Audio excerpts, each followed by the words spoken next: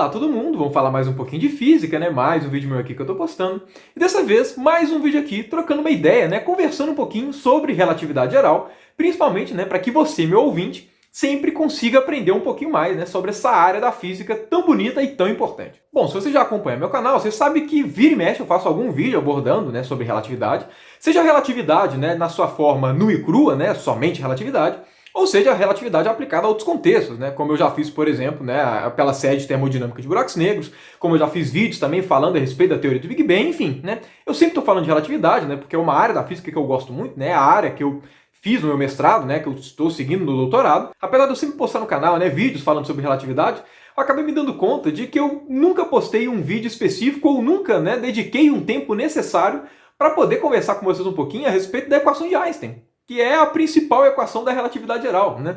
Falar sobre os efeitos da relatividade, sobre todos os seus desenrolares, mas nunca falar, né, nunca dedicar um tempo específico para falar das equações de Einstein, seria equivalente a eu fazer diversos vídeos com vocês, explicando, né, a mecânica, mas sem nunca abordar a segunda lei de Newton, força igual a massa vezes aceleração, sem falar o que essa equação significa e o quão importante ela é para o tema. Seria equivalente a eu fazer um monte de vídeos sobre eletromagnetismo, comentando os fenômenos, os efeitos eletromagnéticos, mas nunca nem falar o que são as equações de Maxwell, ou quando falar, simplesmente jogar elas sem discutir um pouco mais, né? E bom, como a equação de Einstein é central na relatividade, certo? É a principal equação da relatividade geral, né? O que eu vou fazer aqui nesse vídeo é basicamente fazer um vídeo de apresentação. Ouvintes, equação de Einstein, ouvintes, né? E eu pretendo fazer esse vídeo, né, por alguns motivos. O primeiro deles, na verdade, eu já falei, né? Que é porque eu até hoje nunca fiz um vídeo sobre a equação de Einstein. Então, eu pretendo fazer aqui para que fique, né, uma discussão bem mais completa no canal sobre relatividade, né? E além disso, também existem outros dois motivos. O primeiro desses dois motivos, né, ou seja, o segundo motivo, né, já que o primeiro eu falei agora há pouco,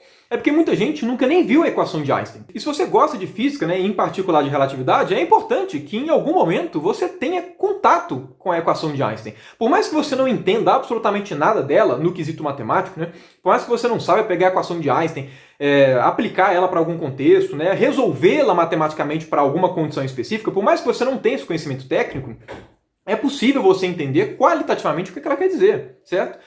Toda equação, quando você lê ela tem uma ideia matemática, mas ela também tem uma ideia qualitativa por trás. E o terceiro motivo que me motiva a fazer aqui esse vídeo é que, apesar de muitas pessoas já terem visto a equação de Einstein, né, já terem tido contato com ela, né, muitas pessoas não têm uma noção completa do quão complicada e o quão entranhada de termos aquela equação é. Quando a gente bate o olho na equação de Einstein, pode dar a impressão que ela é uma equação muito simples, né? Afinal de contas, olha só, lado esquerdo da igualdade só tem dois termos. Lado direito da igualdade tem um termo só, certo? A gente na verdade é muito naturalmente levado a olhar para essa equação e chegar e falar assim, nossa, equação simples.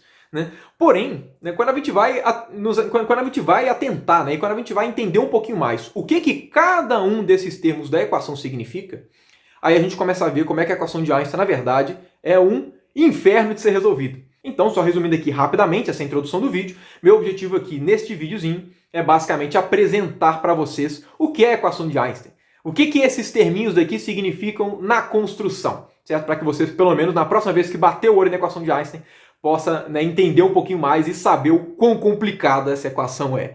E bom, aproveitando esse iniciozinho aqui de vídeo, se você gosta do meu canal iFísica e gostaria de apoiá-lo mais ativamente, não deixe de fazer parte do clube de membros aqui do canal. Claro, fica aqui meu agradecimento a todos os membros do canal, em especial a esses aqui que eu estou colocando o nome na tela. Obrigado a todos vocês. Antes de eu apresentar aqui, né, a equação de Einstein, deixa eu só deixar claro aqui um pouquinho sobre a premissa que eu estou utilizando para poder fazer esse vídeo. O que eu pretendo fazer aqui é que você consiga entender o que é a equação de Einstein, no quesito da sua construção como um todo, certo? Então a gente vai destrinchar cada um dos termos, né, como é que é construído, e o que aquela equação, na verdade, o que aquela pequenininha equação de Einstein está carregando implicitamente. Eu não pretendo aqui divagar sobre cada termo, qual que é a origem dele, por que o Einstein usou esse termo para poder chegar na relatividade geral, por que aquele termo é importante e não poderia ser substituído por outro termo análogo, não. O meu objetivo aqui é literalmente apresentar a equação para vocês. E também, se você quiser que eu acabe abordando um pouquinho mais, né, aspectos mais filosóficos sobre a construção da equação de Einstein, né,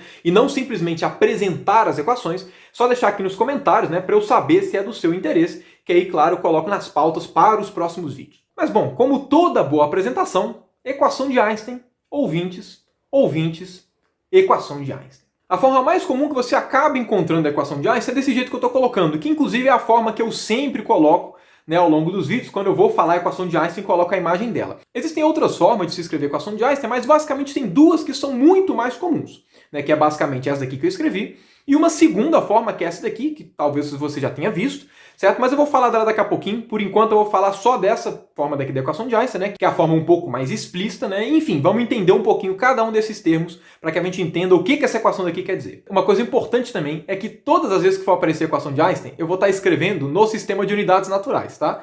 Sistema de unidades naturais, C, que é a velocidade da luz, é igual a G, que é a constante gravitacional, que é igual a 1, certo? É muito comum quando você trabalha, né, com relatividade, ou qualquer teoria de campo, seja quântica ou não, você trabalhar com um sistema de unidades naturais em que as constantes físicas acabam tendo o valor 1. Sempre é possível encontrar algum sistema de coordenadas que essas constantes tenham valor 1.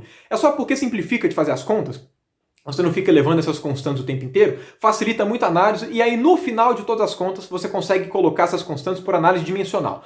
Então não estranhe que está faltando a constante gravitacional de Newton e nem os fatores de C, que são importantíssimos da relatividade, porque tudo aqui são um sistema de unidades naturais, ok? Mas bom, se você reparar nessa equação de Einstein, existem basicamente três termos principais aqui, certo? Existe esse R maiúsculo, existe o G minúsculo e existe o T maiúsculo. O que significa cada um desses caras? Primeiro de tudo, qual que é o principal problema da relatividade? O que a gente determina na relatividade?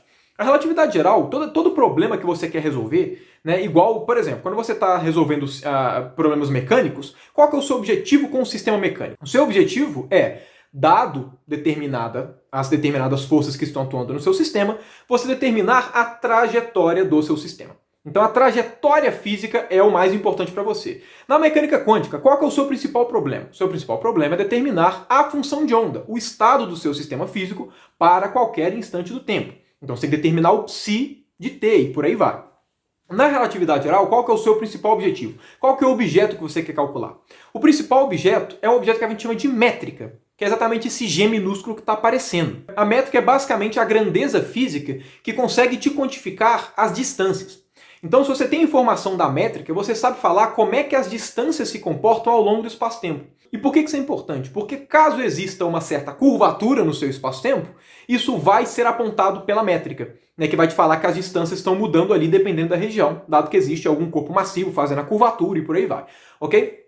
Então, basicamente, a métrica é o mais importante. Se você tem a métrica, você sabe determinar quais são as trajetórias naturais dos corpos, né, que são geodésicas, um conceito que eu já abordei em um vídeo anterior meu, e você consegue resolver o que você precisa para a relatividade. Então, o principal problema da relatividade geral é determinar esse G minúsculo. Agora, uma informação importante. O que é esse Mi e esse Ni? O que são esses índices gregos ali, né, de cantinho, nesse G, não só no G, mas no T e no R também? O que significa esses índices? Isso é importante porque a equação de Einstein ela é uma equação tensorial, né, que envolve esses índices. A ideia é o seguinte, toda vez que a gente representar esses índices Mi e Ni, sempre tenha em mente que nós estamos descrevendo todas as grandezas para falar de equação de Einstein em um espaço quadridimensional. Em um espaço quadridimensional, quais são as coordenadas do seu espaço? Né, no caso, do seu espaço-tempo. Você tem a coordenada temporal e as três coordenadas espaciais, que normalmente a gente representa por x, y, z, né, que você pode pensar em largura, profundidade e altura, certas três dimensões tradicionais. Quando a gente fala de distância, você pode ter distâncias em uma coordenada, distâncias em outra coordenada, certo? Distâncias em x não necessariamente correspondem a distâncias em y, e muito menos a distâncias no tempo, que são passagens de tempo. Então perceba que como o nosso espaço é quadridimensional, as distâncias elas dependem, né, das direções que você está levando em conta. Então sempre que você vê qualquer grandeza na física que possui algum desses índices, sempre leve em conta que essa grandeza que tem o índice é uma grandeza que depende da direção que você está olhando. Se você estiver olhando para x, vai ter um valor diferente que se você estiver olhando para y e por aí vai. Só que aí você poderia estar ainda me perguntando, pô, mas tem dois índices? Na prática possuem dois índices, porque toda vez que você vai falar de distância no espaço-tempo, na prática a situação é um pouquinho mais complicada. Eu não quero abordar muito aqui, mas na prática, as relações de relatividade elas misturam as coordenadas. Então quando você fala de distância, a distância ela pode depender tanto de x quanto em y, mas se você mistura distâncias relacionadas à passagem de tempo em uma coordenada, tem um valor diferente. Enfim, a relação é um pouco mais enroscada, por conta disso a gente representa com dois índices. Para facilitar a análise e não ficar muito abstrato, todo objeto que possui dois índices, você sempre pode representá-lo com uma matriz, igual eu estou colocando aqui do lado, né, dando um exemplozinho aqui do G. Né? Reparem que G Mi Ni, como o Mi e o Ni são índices que podem variar de 0 até 3, né? O 0 para a coordenada temporal, 1, 2 e 3 para as coordenadas espaciais, você tem um conjunto de Gs. Você tem o G00, o G01, o G22, G32, G13 e por aí vai. Certo? Você sempre pode representá-lo em forma de uma matriz. Então, já de cara, né, só falando a respeito do índice, quando você olha para a equação de Einstein, você já percebe que, na verdade, ela não é uma equação só. Se você pensar que cada um desses índices pode variar de 0 até 3, né, significa que cada índice tem 4 possibilidades. Então, na verdade, essa equação de Einstein é uma equação que, na verdade, são 16 equações. Ou seja, já é um pouco mais complicado. Apesar de existirem 16 equações embutidas na equação de Einstein, né, porque os índices podem variar, na verdade, a gente só tem 10 equações independentes. Certo? Uma coisa que é importante de todas essas 3 grandezas que aparecem na equação de Einstein, tanto esse R maiúsculo que eu vou falar o que é, tanto o G, que é a métrica, né, que quantifica distâncias, quanto esse T, que eu também vou falar o que é, o importante é que todos esses caras são simétricos. Ou seja, se você pega qualquer um desses caras, sei lá, pega o G12. O G12 necessariamente é igual ao G21. O G31 é igual ao G13. Se você troca a ordem dos índices, tanto a métrica, quanto esse R quanto esse T vão ter sempre o mesmo valor. Como é simétrico, significa que existem equações redundantes ali. Na prática, quando você faz a conta, você vai ver que tem 10 equações independentes. Por isso que vira e mexe ao longo desse vídeo, eu posso falar a equação de Einstein ou as equações de Einstein. Porque é uma equação só, no formato tensorial, que é essa, mas na verdade ali estão embutidas 10 equações diferenciais. Ok? Só para que você tenha uma ideia de que na verdade tem 10 equações ali, não uma só. Mas bom, esse R que aparece é um objeto que a gente chama de tensor de curvatura de Hit. Como o próprio nome diz, o tensor de curvatura de Hit é um objeto que contém informações a respeito da curvatura do espaço-tempo, mas ele é um objeto que contém informação sobre uma parcela só da curvatura. Ok? Eu não vou devagar tanto a respeito, mas o tensor de Hit ele tem só 2 índices, e ele, na verdade, é uma parte de um tensor um pouco maior que a gente chama de tensor de Riemann, tensor de curvatura de Riemann, que é representado, né, por um objeto desse jeito aqui que eu estou colocando, tem 4 índices. Então esse tensor de Hit, que tem 2 índices só, que aparece na relatividade, ele é uma parte desse tensor maior, ok? Não vou abordar o tensor de Riemann porque ele não é importante pra gente aqui. O importante aqui pra gente agora é o tensor de Hit. Além disso, perceba que existe um outro R na equação, só que sem índice. Esse R que aparece é o que a gente chama de escalar de curvatura. Ele não é um objeto independente. Esse escalar de curvatura, ele vem do tensor de curvatura de Hit. E do lado direito da igualdade, né, nós temos esse T, que é o nosso queridíssimo tensor de energia-momento.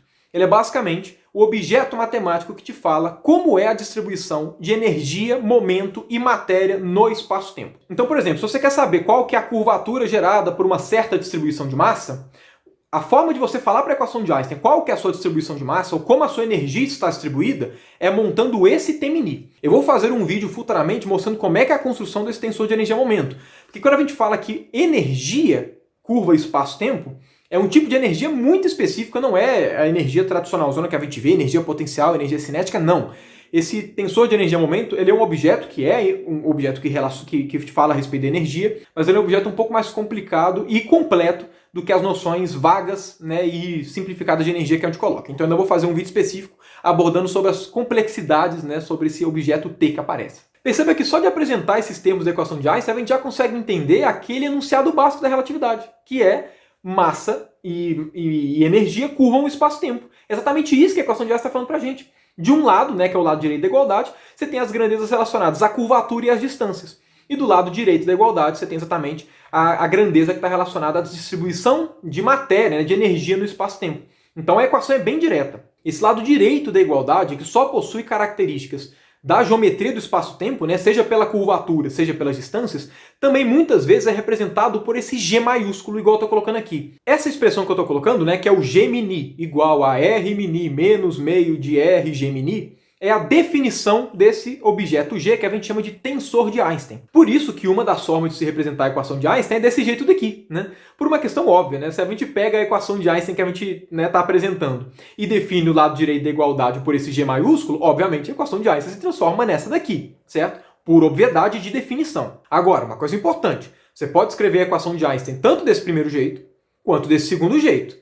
Mas isso daqui não é a equação de Einstein, ok? Isso é uma definição. Isso aqui é a forma como você define o tensor de Einstein em termos da curvatura, né, do tensor de curvatura de Hit e da métrica do espaço-tempo. Ok? Isso aqui não é a equação de Einstein. Isso daqui só está te falando, olha, geometria é igual a geometria. Não tem nada de energia e matéria, né? Nada de energia e massa aqui te falando como é que o espaço-tempo vai ser curvado. Então isso não é a equação de Einstein, ok? É a definição do tensor G. Eu estou falando isso porque é muito comum você encontrar em alguns lugares falando que essa é a equação de Einstein. Mas não é não, ok? A equação de Einstein é ou essa, beleza? Mas bom, tendo sido apresentado, né, os termos que compõem a equação de Einstein, vamos discutir um pouquinho melhor sobre o lado esquerdo da igualdade. E por que o lado esquerdo e não o lado direito? Na verdade é por uma razão bem simples, né? Quando a gente analisa a equação de Einstein, em que o lado esquerdo diz respeito à geometria e o lado direito diz respeito à distribuição de energia e matéria, deve ser muito claro para todo mundo que a distribuição de energia e matéria depende, né, da situação que você está analisando. Cada caso é um caso. Não existe uma estrutura geral que determina todas as possíveis distribuições de energia e matéria no espaço-tempo. Não, isso depende do caso que você está analisando. Porém, o lado esquerdo da igualdade, que envolve somente geometria, envolve uma parte da equação que é intrínseca ao espaço-tempo. Okay? Independente se tem matéria ou não, você pode falar de geometria do espaço-tempo. A geometria é uma estrutura do próprio espaço-tempo. Então você pode discutir dela independente de qualquer situação. O lado esquerdo da igualdade, da equação de Einstein, ele pode ser discutido de uma forma muito mais geral, né, já que a geometria do espaço-tempo é uma coisa intrínseca ao próprio espaço-tempo. E bom, quando eu me refiro a analisar o lado esquerdo da equação de Einstein, eu me refiro basicamente ao tensor de curvatura, certo? A parte relacionada à curvatura. Por que isso, né? Por que a gente vai analisar basicamente ela e não a métrica?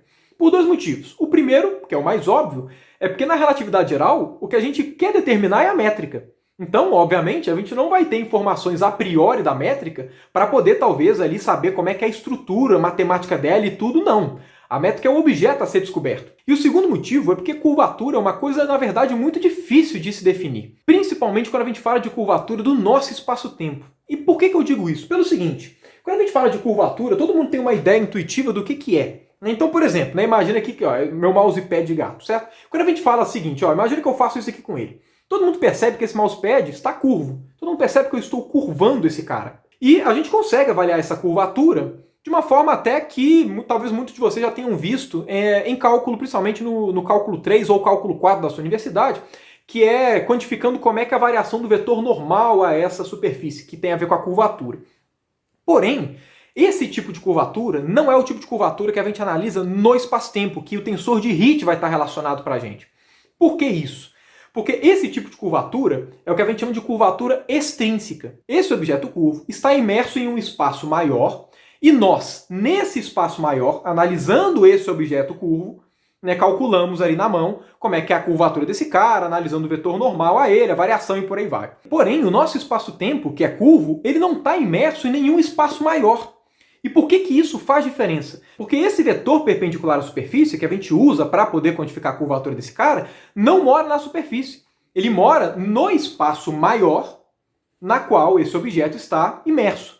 Porém, quando a gente analisa o nosso espaço-tempo, não dá para a gente fazer a curvatura, fazer a quantificação dessa curvatura da mesma forma que a gente faz aqui. Por quê? Porque ele não está imerso em um espaço maior. Então não faz nem sentido essa noção de um vetor ortogonal ao nosso espaço que está no espaço maior, entendem? Não faz sentido. O nosso espaço não está contido em nenhum deles. Por conta disso, a gente diz que a curvatura do nosso espaço-tempo é uma curvatura intrínseca. E curvaturas intrínsecas não podem ser calculadas da mesma forma que curvaturas extrínsecas.